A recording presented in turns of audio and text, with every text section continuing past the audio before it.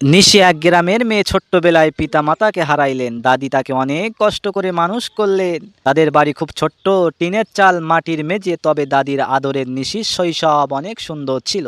গ্রামের অনেকেই মনে করতো মেয়েদের বেশি লেখাপড়া দরকার নাই, কিন্তু নিশি সবার চেয়ে আলাদা ছিল। সে পড়তে ভালোবাসতো, পুরানো বই কুড়িয়ে এনে নিজে নিজে পড়তো, রাতে হারিকেন জ্বালিয়ে পড়াশোনা করতো। আর স্বপ্ন দেখতো একদিন বড় হবে, কিছু করবে। গ্রামে একটি সংগঠন আসে, তারা মেয়েদের সেলাই ও লেখাপড়া শেখায়। নিশি সেখানে ভর্তি হয়। সে খুব মনোযোগ দিয়ে পড়াশোনা করে, আর তার কাজ সবাইকে অবাক করে দেয়। খানিক পর সেই সংগঠন শহরে একটি মেলা আয়োজন করে। সেখানে গ্রামের কিছু মেয়েদেরকে তাদের তৈরি করা জামা কাপড় নিয়ে আসতে বলা হয়। নিশিও যায়। তার বানানো জামা, ব্যাগ আর নকশার কাজ দেখে সবাই মুগ্ধ হয়।